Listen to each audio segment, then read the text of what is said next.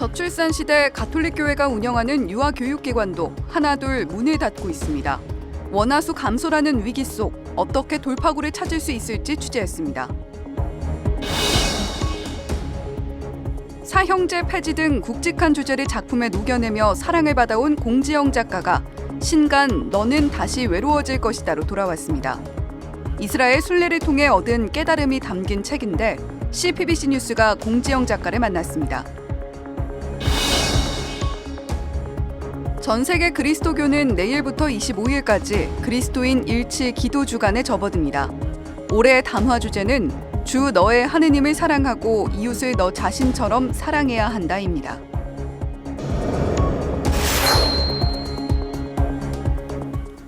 시청자 여러분 안녕하십니까? 1월 17일 수요일 CPBC 뉴스입니다. 저출산이 흑사병에 비유될 만큼 심각한 문제로 대두되고 있습니다. 저출산이 미칠 여파는 가톨릭교회도 피할 수 없는데요. 원화수 감소로 가톨릭교회가 운영하는 유아교육기관도 해마다 문을 닫고 있습니다. 위기 속에서 돌파구를 찾을 방법은 무엇일까요? 전은지 기자가 취재했습니다. 유치원 아이들이 평화를 상징하는 물건을 테이블 위에 하나씩 올려둡니다. 평화의 꽃이 내 마음을 따뜻하게 해줘. 예수성심시녀회가 운영하는 성무유치원 아이들이 평화교육에 참여하는 모습입니다. 옆반에서는 지구를 위한 실천을 다짐합니다. 지구야, 밥을 남기지 않을게. 지구야, 우리가 지켜줄게. 성무유치원은 3년 전부터 몬테소리 평화교육을 진행하고 있습니다. 평화교육은 예절교육이나 환경생태교육 등 올바른 가치를 가르치는 게 핵심입니다. 성무유치원은 예수성심시녀회 몬테소리 연구소에서 1년 동안 연구한 교육과정을 상황에 맞게 운영하고 있습니다. 사회적으로 또 평화에 대해서 많이 이야기를 했기 때문에 평화 교육이 이제 실질적으로 많이 필요하다고 생각을 해서 저희가 이제 하게 된 거죠.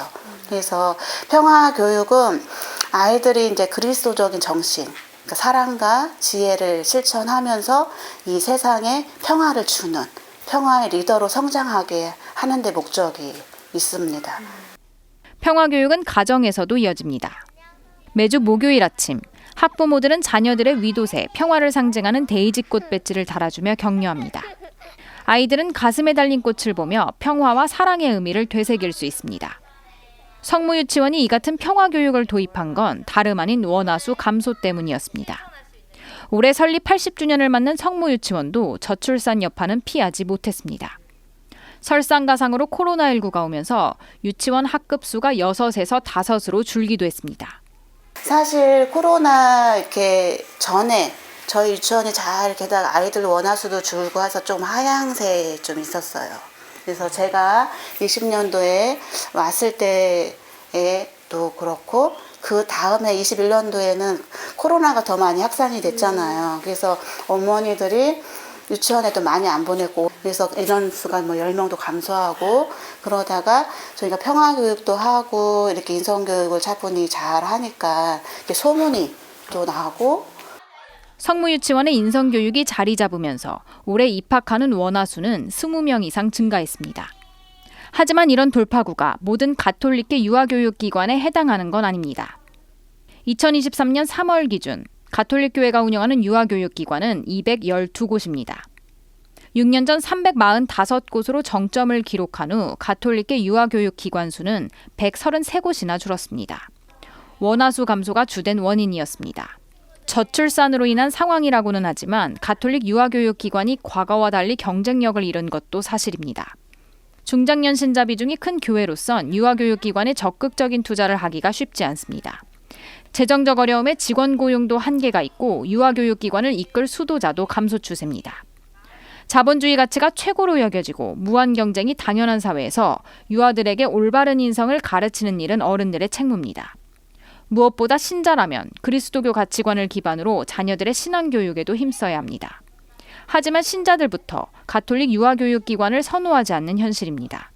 가톨릭의 정신에 의해서 그리스도의 어떤 아이들의 유아 선교, 복음화를 위해서 하고 있는데 그 아이들을 보내줘야 할 부모들, 가톨릭 신자들이 그래도 보내줘야 되는데 가톨릭 신자인 부모님들이 그렇게 보내지 않는다라는 그런 아쉬움이.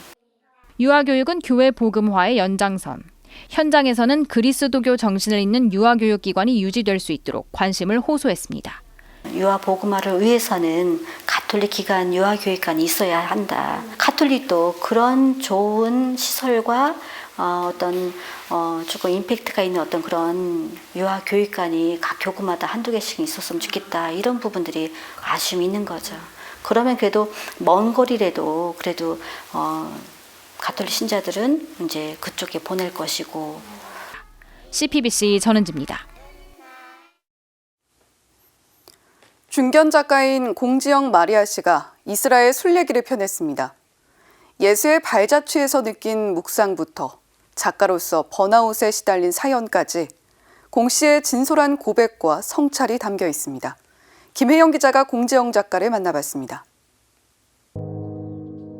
노란 밀랍초 불빛의 아늑한 기도방. 공지영 작가는 매일 새벽 기도방에서 하루를 시작합니다. 2년 전 문득 예루살렘에 가야겠다는 생각이 든 것도 이 기도방에서였습니다. 아주 굉장히 강렬했어요. 그래서 이거는 이제 드디어 때가 왔나 보다, 부르심인가 보다 하고 생각하고. 당시 공 씨는 작가로서 번아웃 상태였습니다. 글을 쓰지 않고도 살 수 있다는 생각을 하며 떠난 순례. 예리코, 나자렛, 베들레헴, 예루살렘 등을 순례하며 깨달음을 얻었습니다.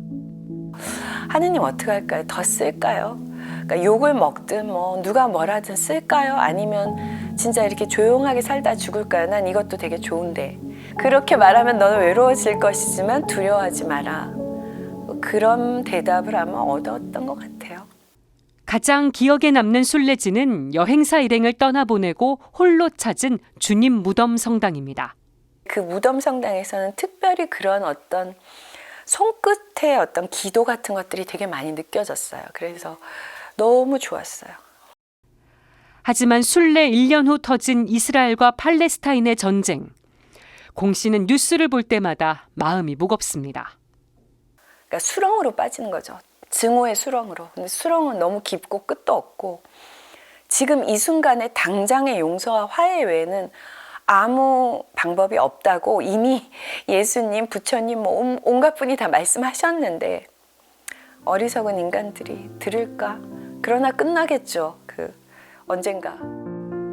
3년 만에 나온 산문집 너는 다시 외로워질 것이다는 환갑을 맞은 공지영 작가의 신앙 수기이기도 합니다. 전부요. 네, 전부예요.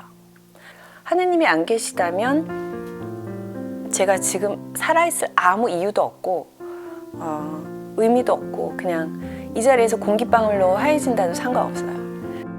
매일 성무일도를 바치며 큰 은총을 받았다는 공 씨. 성무일도 하다가 정말 많이 울었거든요. 지금도 눈물 날라 그런다.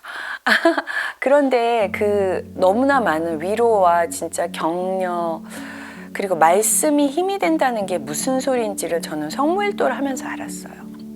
서울 생활을 접고 지리산 자락인 경남 하동으로 내려온 지 3년여. 처음으로 혼자 살면서 외로움 속에 자유를 느끼고 있습니다. 진작 올 걸 그랬다 싶고 정말 너무너무 잘한 결정 중에 인생에 몇 안 되는 결정 중에 하나가 예. 공 씨는 이 책이 외로운 이들에게 위로가 되길 희망했습니다. 죽음을 거쳐온 사람들, 사랑에 상처 입은 사람들, 줄인 이들과 배고픈 이들, 그리고 샘물을 갈망하는 사람들, 밤새 광야를 헤맨 사람들에게 내 책을 전하고 싶다. 그들은 아니 어쩌면 그들만이 이 글을 이해할 수 있을 것이다. 그들이 나의 벗이다. CPBC 김혜영입니다. 전 세계 그리스도교는 해마다 1월 18일부터 25일을 그리스도인 일치 기도 주간으로 지냅니다. 한국 그리스도교 신앙과 직제협의회는 담화를 내고 그리스도인들은 일치를 위해 기도하고 일하기를 멈춰서는 안 된다고 호소했습니다. 윤재선 기자가 보도합니다. 주 너의 하느님을 사랑하고 내 이웃을 너 자신처럼 사랑해야 한다. 올해 그리스도인 일치기도 주간 담화 주제입니다. 한국천주교와 정교회, 개신교 등 11개 교단이 참여하고 있는 한국그리스도교 신앙과 직제협의회는 담화에서 그리스도인들은 희망을 잃거나 일치를 위해 기도하고 일하는 것을 멈춰서는 안 된다고 호소했습니다. 예수님께서는 당신을 따르는 이들이 모두 하나가 되기를 간절히 기도하셨다며 일치기도 주간 동안 우리가 확신과 희망으로 교회 일치의 길을 걷게 해주시기를 주님께 청하자고 초대했습니다. 사마리아인이 다친 이를 여관으로 데려갔던 것과 똑같이 그리스도교 교회들도 이 세상에 상처 있고 공공한 이들을 돌봐 그들이 건강을 회복하는 데 봉사할 사명이 있다고도 일깨웠습니다. 그러면서 이 사명이 일치를 향한 길임을 깨닫는 귀중한 시간이 되기를 기원했습니다. 올해 일치 주간 자료집은 부르키나파소 교회 일치단체가 준비했습니다.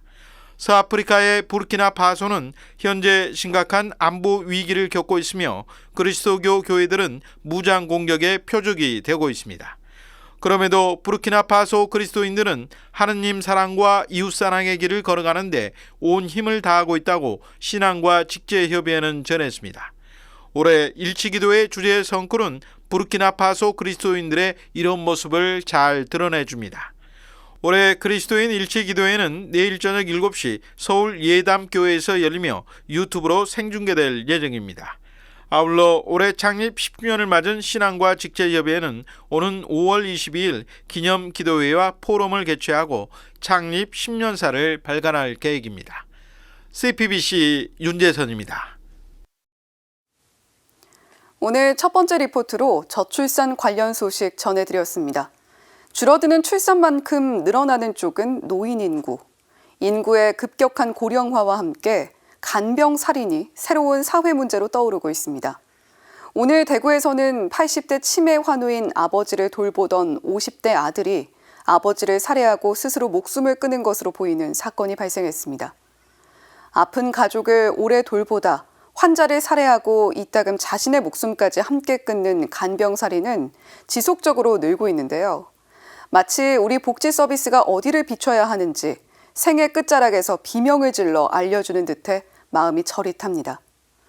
저출산도 고령화도 물가는 오르는데 세수는 부족한 상황 속 선심성, 일회성 지원이라는 미봉책으로 해결할 것이 아니라 백년대계를 설계하는 심정에 종합적이고 탄탄한 대책이 필요해 보입니다.